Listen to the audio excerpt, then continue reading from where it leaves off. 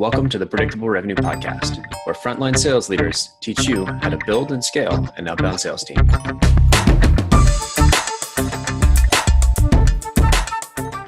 Welcome back, everybody. I'm your co-host, Collin Stewart. I'm joined by my co-host, Aaron Ross, and a guest today. Hello. Hey. So our guest is actually one of Aaron's first case studies. I've been looking forward to this episode for a while because I'm partway through one of Mike's online courses, but we'll go a little bit deeper into that near the end of the episode. We're joined today by Mike Stankus. He's the SVP of Special Projects at Acquia. Say hello, Mike. Hey, everybody. Thanks for joining us. I'd love to get started because when we first met, you sort of shared the story of how you and Aaron first met or almost didn't meet. Do you mind elaborating there? Sure. I think it was back probably 2012, and I think it was in the early stages of predictable revenue. And I think Aaron had published the ebook, and one of our guys read it and approached me about this whole concept. And at the time, we had 99% of our business was inbound. We had so many leads coming in that our team didn't even have the bandwidth to call the inbound leads. And I was like, yeah, this sounds great, but I don't think we need anything like this. They kept on being persistent. And then we met Aaron, and these guys convinced me to give it a shot. So we went out and we hired our first couple BDRs. And, at that time, because we were doing so much inbound, we had literally zero outbound capability in the company. And I'm not talking just from, an inside perspective, but also the field reps that we hired, we're not comfortable actually making outbound calls. So, we hired a couple of kids right out of school. We implemented the playbook that we got from Aaron, and that started us on the journey of outbound. Cool. And fast forward. First, I think we should. Let's say, Go ahead, this might shed a tear because you're saying you were struggling so much with all the leads. It was so hard. So many leads. We were so busy. I know. We're all going to cry for you right now, Mike. Yeah. Well, that was then. It's a different story now. Which we can talk about later.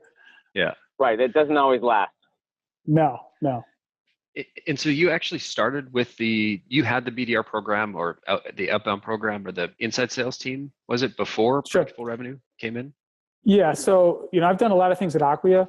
When I first got there, I ran the inside sales team, and then also built our BDR program. Started our account management and ran that worldwide, and also built out our sales operations group. And so I had a lot on my plate. And so after about a year or so, I handed off the BDR program to another executive at Acquia to focus mostly on the account management side, because, at that point we started to acquire a lot of customers, and we're a subscription-based business, and renewals and, upsell, cross-sell is extremely important to us. And so I, handed that off and completely focused my time on building out, that organization worldwide. Gotcha. And what happened with the program after you handed it off? Well, a couple of things were going on. One, we, our inbound lead, flow started to plateau and then actually drop a little bit. Okay. So that was one thing that was going on. Another thing that was going on is we kept on raising rounds of funding so that our expectations of growth continued to escalate in the other direction. Okay, so we needed to generate more pipeline and close more deals, but our leads were flattening and declining. Okay. But the other good thing is we continued to grow the BDR organization. So we initially started with 2, then we went to 5. A couple of years later, we had 50 people in our BDR program. Wow. And then what happened is we had some reorgs in the company. We started looking really closely at how various functions of our business were performing. One of the things that we looked at was maybe the BDR program wasn't performing as well as it should. And so I took the program back over again about a year and a half ago. Okay. And since you've got it back in your hands, what's been the biggest change? Well, we initially started the program to make outbound calls, right? And, to me, outbound calls is, picking up the phone and calling people, right? I mean, I'm a little bit old school. That's how I started, and that's how a lot of my peers started. And in fact, a lot of Acquia's, executive team, that's what their expectation of a BDR team is. Not only do they send emails, but they also make calls.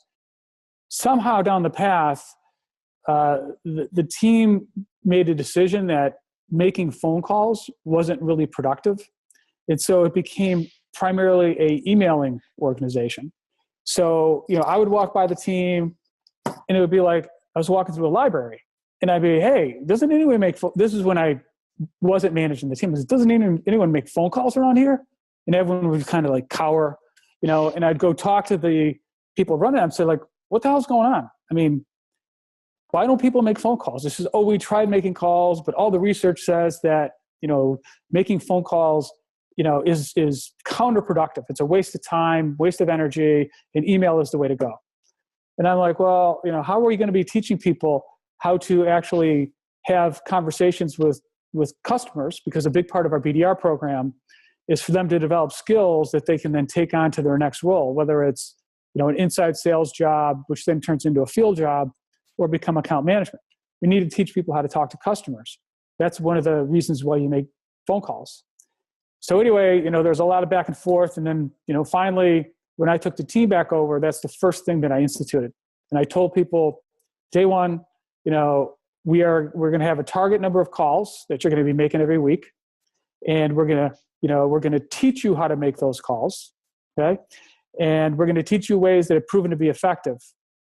And, you're probably maybe not going to like having to do this. Okay. But it doesn't matter. You're going to do it because this is what it takes to be successful. And, if you don't want to sign up for this program, you can leave. And so we had a few people leave. But then the team got, they're wrapped around making phone calls. Okay. And, pretty soon they started to realize, well, wait a second, I actually can get people on the phone. Okay. And when I get them on the phone, I can actually get them engaged into a conversation that can, lead to enough interest that I can book a discovery call for my AE with them. And so that's how the thing started to snowball. Gotcha. What's the impact been on the output of that team since you started making calls again? Well, it's been real interesting. Okay. So the first thing it did, which I knew this was going to happen, but I didn't want to advertise this to the team, is that, obviously an inbound lead is probably a higher quality than making an outbound call, right? Mm-hmm. So historically that's pretty true. So the first thing that all of our outbounding did, and we were leaving voicemails for people, we were, calling people, our outbounding actually drove people to our website. And then they'd start looking around, they'd go to a webinar or whatever. So we would turn someone who was really cold and not aware of who Acquia was into someone who was curious enough to just start doing some research and then turned into an MQL, right? So it had as I said, our inbound funnel, our inbound leads flow was declining. So that helped with the, increasing the MQL flow. But when I look at just pure pipeline sourced, okay, what we've done is we've basically in a year doubled the output per BDR per head by just having them focus making outbound calls and holding them accountable to those weekly KPIs. So are they not? That's pretty consistent with our experience when you add calls, because we advocate calls too. Some people read the book and I don't have to call. Not quite the message, but a lot of companies, double. Do you remember what's the current KPIs that you're doubling? Is it SQLs or? Yeah. So we KPI people on calls, conversations, discovery calls, booked, or we call them SQLs, and we pay them on actually the number of opportunities that get created out of those discovery calls. Okay, so that's how we pay them. But we also measure the pipeline per head, per BDR. And that's a really good measure because if that starts to increase, we know that our team is, finding, larger, high quality opportunities. And it's interesting, because our BDR team is really a transition team. So, every quarter we lose certain percentage of the team where most of them get promoted to other roles within Acquia, but some of them we move out of the company. We have a shelf life of 18 months for a BDR, and say, after the end of 6 quarters, you're either going to find a role within Acquia or it's time for you to go do something else. Because that's actually a long time. We should touch on how you keep them motivated that long. Well, sometimes it's a little bit shorter. But it's interesting, like when we have a team like we have this quarter that has a lot of tenure, they're completely crushing it because, there wasn't a lot of transition last quarter. So we've got people who've been with us now for the majority of the team for about a year or more. And not only that, they've been in their territories for an extended period of time. They've been working with the same AEs for an extended period of time. So like all these things are clicking. There isn't a lot of movement and transition. So, that's really helped our productivity this particular quarter, is that. And of the pipeline that you're generating, what's the split between inbound and outbound now? It's a great question. So we have sometimes a hard time tracking things all the way through the funnel. So the way we track things today is at a discovery call or an SQL level, what % of those were actually booked via outbound or versus inbound? And it hovers between 40 and 45% per quarter booked outbound versus inbound. So it's almost 50-50 now. Some territories it's actually more because they're getting no inbound and it's pure outbounding. Others are a little bit higher because, let's say a vertical where we have a lot of penetration, there's a lot of awareness, we have a lot of people, coming to our webinars and so on, so they get more inbound. Gotcha. And I imagine it probably varies a little bit like you said, by the territories and by the size of the deals. Yeah, totally. It's interesting. Our outbound deals are typically the bigger ones. And haven't found the reason why. Sometimes it's just, it's how their cards fall. But that, pumps people up because, when they realize they made a cold call and they find $1 million opportunity, and they're walking around, high-fiving everybody, that's what keeps people motivated in calling on the phone. And the other thing, Aaron, to go back to your question of how do we keep people motivated so long, we do have progressions. So people can progress in the BDR organization from a entry-level BDR to a senior BDR or to a team lead. And with that comes more responsibility and also a pay raise. But what we're also doing too is once they're in the job for about a year, we have a sense for what path they're going to go down next, whether it's going into a quota carrier role, into our inside sales team, which then goes into a field role, or they're going to go into an account management slot. And then we start training them for their next job while they're in the BDR job, kind of night school kind of training, right? So that by the time they're ready to move into that new role, their ramp up time is going to be pretty short because we're already teaching them the basic skills they need to succeed in that next job. Can you speak to that the sort of career arc that you have for these SDRs, BDRs? Sorry. Sure. So our hiring message to our typical profile is someone right out of school or maybe a year out of school, and it's someone who aspires to have a career in sales. And there's also other things that we look for, but really we're looking for people who at this point in their life want to have a career in sales. So we show them that you come to Acquia, you're going to be in this BDR role for, X amount of time, 18 months, maybe sooner. And in that period of time, we're going to teach you how to be successful, right? So maybe you got good grades, maybe you did other things in school, but now you're in the business world. We're going to teach you how to get results in the business world. And once you learn how to get results, we're going to, figure out what your orientation is. And you can go one or two paths at Acquia. And the one path is the quota carrier. So, you would go into an inside sales role where it's more of I'll call it a transaction-based business where your, ASPs maybe 25, 30K. You're doing a lot of transactions a month. It's a great place to learn how to sell because you're seeing a lot of deals, right? And you're learning because you're working a lot of transactions. And you do that for maybe, a year and a half. And then you're ready for a field role. And that's typically a field role selling to mid-market customers. And you could do that for a year and then graduate to the next, the top field role is a enterprise field role. So we've had people come to Acquia, start as BDRs, work their way through BDR, inside sales, mid-market field, and now our enterprise reps, making 5 times what they were when they started as BDRs 4 years ago. And they're totally crushing it because they've come up through the program. We've taught them how to be successful. They understand our company, how it works. They can really articulate what we do. And they've got the work ethic that is required in order to succeed in, selling technology, in today's world. How many BDRs make that full transition? I'm going to say, well, along the path, there's people along the path. There's probably half of them go into the sales quota carrying route.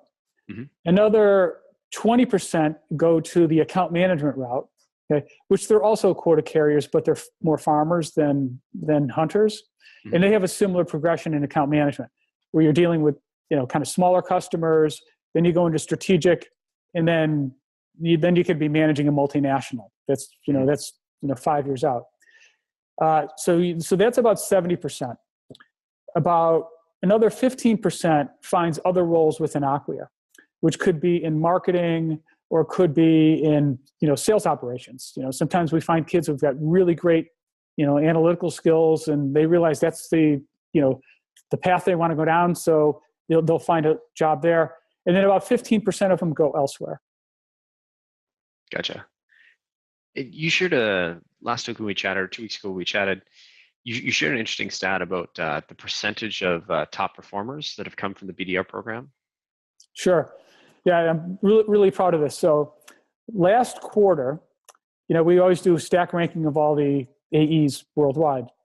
And 9 out of the 10 top performers were people who came through our BDR program, which, is pretty impressive because some of the people we have in the field have been selling, enterprise, customers and enterprise software for 15, 20 years. And we've got, our young guns outperforming them. Yeah, well, we saw the same thing at Salesforce, which is, you put people, I always believe that the prospecting team also has to help teach them how to take charge of their destiny, right? How to go out and make things happen. Because, we saw lots of salespeople in the field who were really experienced, but they didn't really know how to go make business happen. If they didn't have a relationship, they were stuck. They would flail around. They were too dependent on prior relationships. So, well, selling has changed so much. What a customer is how far down their buying journey now before they, interact with a salesperson. 50% maybe, right? Where relationships were extremely key in the past. To they're always going to be important, right? You definitely need relationships to close deals. But what I find is the people we brought through the program are used to hustling. They know how to hustle, right? They know how to do the things they have to do every day because that's what we teach them, right? We say, look, there are certain things you need to do every day to be successful. And don't walk out of the office until you've done those things and you've done those things well. And, if you do all those things, the results are going to come. They might not come immediately. They might not come next week, but trust us, you do those things, the results are going to come. And so they've got that mentality now. So their activity levels, right, are so much higher than some of our more experienced salespeople because that's what they believe.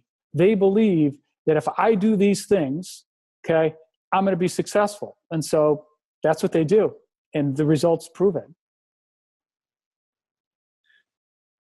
So it sounds like you guys have put a ton of thought into the into your program, and I got a little taste of it a couple of weeks ago. But maybe just for the sake of the audience, what were you mentioned 4 sort of key pillars that you teach your people in your BDR program to really set them up for success?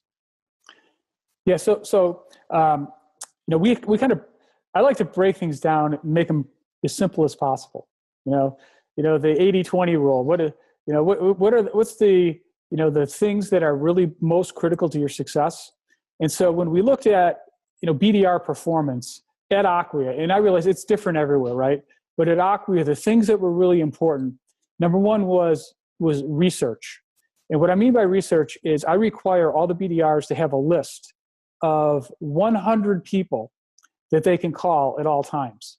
And it's not just name and phone number. It's the name, the title, the company, their phone number, and the reason to call them, so that they can go down their lists and they're not like screwing around all day, like, who do I call now, right? Mm-hmm. So they've got that list. And so the way you get that list is you have to continue to evolve it, because every day they're calling people and they take them off the list because they created an opportunity with them, or they realize there's no opportunity there, or whatever, right? So there's that research component. The second thing is messaging, and that goes to both phone and email. So learning how to use the phone, learning how to use email. We look at a lot of metrics to determine who's, mastering those 2 things. Plus we listen to calls and so on. And we actually, look at emails to see who's getting it. The third component is just, pure organization. Coming in every day with a plan of what you're going to accomplish, and don't let anything get in the way of you, not accomplishing the things you need to do. And then, we help them figure out how do you schedule your time. Like the first pillar is research. Well, we don't want you spending your time when you should be calling people doing research, right? So we, explain to them when you should do your research. What does that schedule look like? I recommend they do it on weekends. Okay. Yeah. Or like during the, scheduled breaks, because it's really hard to be on the phones hammering all day long. You go brain dead doing that, right? So, you schedule a rhythm, say from this time to this time, I'm going to be calling this, campaign or this group of customers where my pitch is going to be, pretty similar, right? So I don't have to, am I calling someone about commerce, or I'm calling someone about this? It's boom, boom, boom. I can just go down my list. And then in that break before your next call session, that's when you work on your research. Okay. And then, the last component is, we find if you have a really good relationship with your account executive, BDR is also, that's also a contributing factor to their success. And so we actually have a playbook, and it's an agreement between a BDR and an AE about, what is the expectation of of each of you? How often should you communicate? What should those communications look like? And, I monitor that like on a weekly basis. And if there's something that's going awry, I intervene right away, because that can have a big impact on a BDR's performance if they have a poor relationship with the AE. So again, the 4 things are the research and the list, the messaging, via phone and email, organizational skills, and then the AE relationship. Right on. In the interest of time, because we could probably make each one of these its own episode. Mm-hmm. I'm going to maybe just cherry pick sort of one of my favorites and sort of ask you to go a little bit deeper here.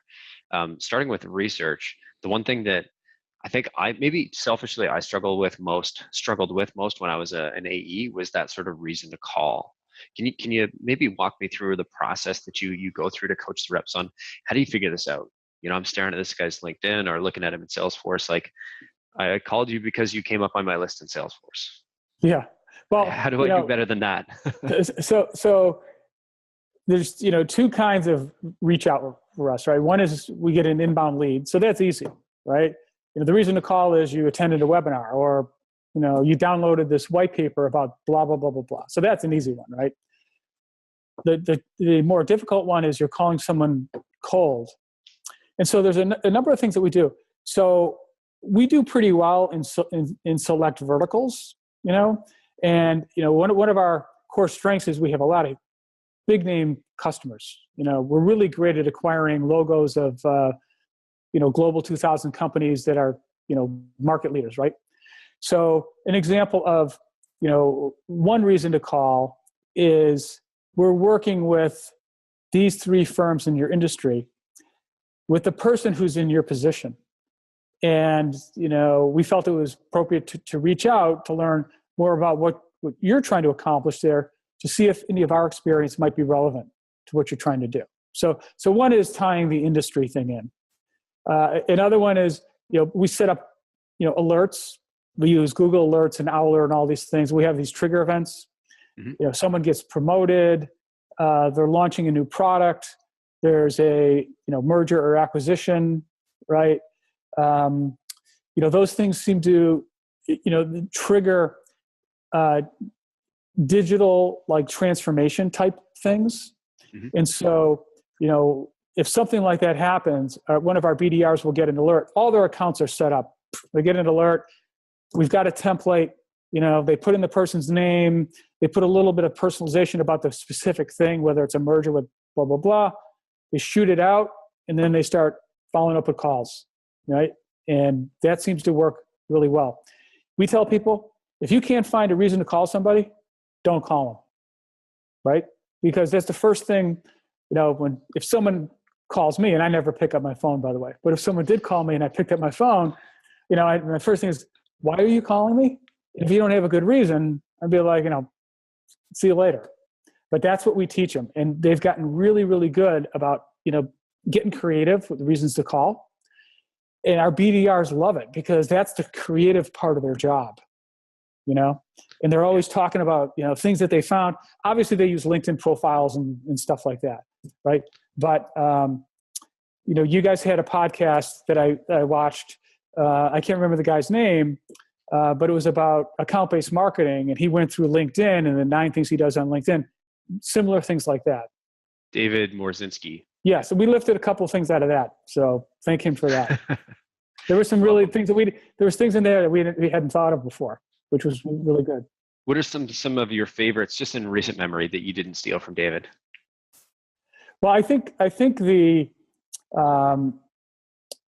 when they're raising a round of funding, like a certain round of funding, that indicates that, because this happened at Acquia, like, our I think it was our B round was a big round, and that was all thrown into building a sales and marketing engine. So we can kind of spot, a company that's raising a round, and we know where that money's going.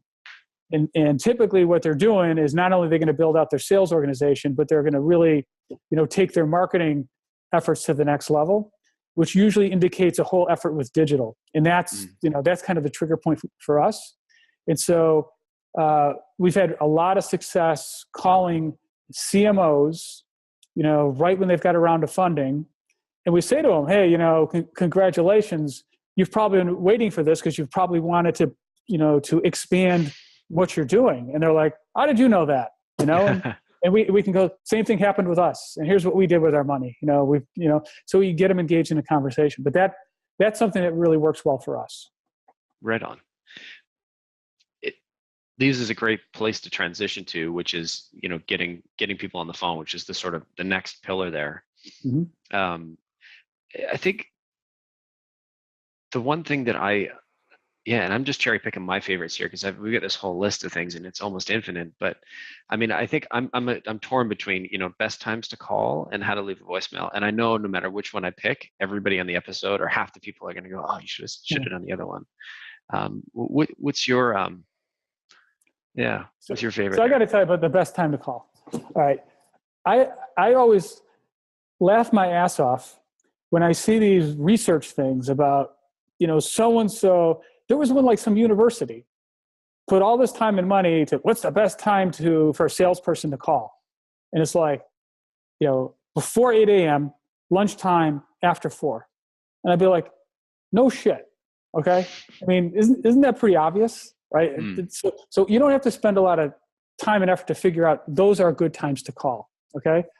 I'll tell you what though, my first sales manager, okay, told me that, the best time to call is when you believe it's the best time to call, because so much about calling is conviction. And if you start like dialing and, you're just going through the motions, you may get somebody, but you might not be in the right frame of mind. Right. So I tell my BDRs, we know when the good times to call are, right? But don't limit that to you only calling during those times, right? Call whenever the hell you want. Call people on the weekends, okay? Call people at 6 a.m. I used to do that as a salesperson, right? When I would call CEOs, right? Or call them, after 6 o'clock. Doesn't matter. Just make your calls, right? And so that's the thing to me. The other thing about voicemails is we do have people leave voicemails. We've trained them how to do it. And again, voicemails is a thing that triggers people to go to our website and start poking around. So that's why we leave them. Do we expect callbacks? No. Most people even hate listening to voicemails now. But they hear the name, they hear Acquia, and they see an email, and they're like, who the hell are these people? I'm going to go check it out. And they go and they start looking at things, and all of a sudden, boom, they become an MQL. We call them, and they're like, oh, yeah, I did download that white paper. Tell me more about what you guys do. And that's how the whole thing works. So it's not about the voicemail. It's just, you could just leave a voicemail that says Acquia. That's that. Yeah. We make sure they're professional when they do it. Right. And we do leave our phone numbers at the end. And we say our names a couple of times, and, we have a whole structure of how we do it, and we keep it short, right? We don't want people thinking, when the hell is this thing going to end? But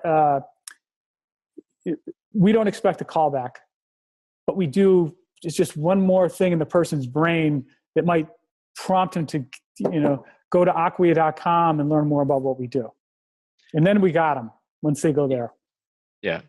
I only know one SDR that gets callbacks on voicemails.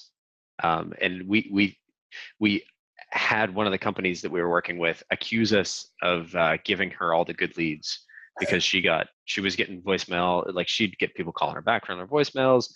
She had a higher response rate on her emails, and the only conclusion we could come to was it was her name. We looked at the data in so many different ways, and it's like the only variable. There's a million other variables you can look at, but the only one that we can see, it was her name. That's crazy. Yeah. Just for the sake of time, because I'm sure people we want to keep these to about 30 minutes. Maybe I'll skip to the sort of last question here, and then I know we got one more thing after that. I'm going to do the salesperson hand on the doorknob trick to you. But the relationship with the AE, I think this is a super critical piece that I think most companies don't spend enough time on. Can you share, could you share that agreement playbook that you have between the BDRs and your AEs? What's part of that? What's in that? Sure. So, our AEs for the most part have geographic territories. And sometimes they're not only geographic, but vertical focused as well. They might be covering, just one vertical. And, because our organization really depends on people progressing from one step to another, and we do a ton of mentoring and coaching, we're expecting the AE to, transport some of their knowledge into the BDR's head. So the AE should know their territory, right? They should be the one who is saying, these are the best targets for us. And then helping the BDR kind of think through, okay, so let's look at this company. Let's look at what they do. Let's look at, are they using any of our competitors today? And there's certain things that we look at. And then what they'll do is they'll say, okay, here's the person that we should call, or the people we should call, and here's why. And so they have that dialogue with the BDRs. So the BDR can kind of then figure out how to do that on their own. Once the AE can start feels comfortable that the BDR understands the thought process. So that's part of it. But then what they do is they check messaging. They're supposed to talk twice a week. And they'll compare notes. Like the BDR will say, hey, I contacted these companies. This is the messaging I used. and this is the response or lack of response that I get. And then we'll course correct. The other thing that we do that's really successful for us, for our field people, is we run a ton of intimate events, right? And so, getting someone an invitation to like an intimate dinner that's got a really cool, guest speaker is a warm call, right? So we're, the BDRs and AEs are figuring out how do we use that event to get to these people that we've really struggled to reach in the past. So that's another example of the strategy that they go back and forth. And then, the other part of the equation is our BDRs set up discovery calls. And what they do for the discovery call is they put together a briefing for the AE. So, we have a template that they use where here's the person, here's how we got them. It was either an outbound call or it was, an inbound lead. Here's what we talked about on the call. This is what they were interested in. Here's how we, convinced them to take a call with you. This is what I know about the situation, right? And then here's some more research on the company and so on. So we put together that, sometimes it's a 2-pager, right? And then the AE will do the discovery call. And so the thing on the AE is they have to show up for the discovery calls and they have to be prepped. And, they can't just get on the phone and start pitching, right? It's called the discovery call for a reason. Mm-hmm. And we've had AEs who, we're product sales guys, and they just get on the phone and start pitching. And, at the end of the call, we'd know exact same amount about that situation that we did when the BDR did the initial call, right? So that's the thing back and forth. And so there is feedback that goes back and forth because the BDRs sit in on a lot of the discovery calls, and they will critique the AEs and tell them if they don't think they did a good job. Once they get to a certain level and they feel like they've earned the right to do that, but of course not at first. I can't imagine that would be a good situation, the guy on his first week. No. Mike, thanks for sharing. I think that's one thing that I'm going to pull out of this and go and implement with our sales team right now. And I've got the advantage because we're recording this today and it won't be out for another 6 weeks. So this is one of the advantages I get in recording this podcast. One of the other sort of great advantages for me personally is getting to meet individuals like yourself. And when we first chatted, you've got a bit of a passion project that I'm also passionate about, but I would say exceptionally less experienced at than yourself. Do you mind sharing what linking sales leaders means to you and how it came about? Sure. So I've been in sales management for 30 years, right? And one of the things that struck me as I became a first-time manager is how little I was prepared to succeed in the job, but how few resources they actually were out there to teach me how to be an effective sales leader. But I also realized, hey, this, being a really good sales leader you can change your life. You can have tremendous upward mobility, you can make a lot of money. And so I really, on my own, studied how to get good at it. And then, I started a company, this was pre-Acquia, realizing that there was a huge need to teach people how to become effective sales leaders. And I built a online curriculum that I coupled with one-on-one coaching, where I would put someone through, I took the sales management function, broke it up into 9 different components at that time. And then people would do maybe 2 or 3 of the modules each week. They would have a homework assignment to do, which basically was to take the key concepts from a particular module and then apply it to their situation. And then they'd have a one-on-one coaching session with me every week. And so it was about a 4-week program. And so by the end of it, right, they would, have a much better idea of what good sales leadership looked like. They would have a framework of how they needed to do it at their particular company. And they realized what are the things that were most important to them, right? At that particular point in time, whether it was hiring or onboarding or, getting better at, measure and inspection, whatever it was, right? So I put a couple hundred people through this program.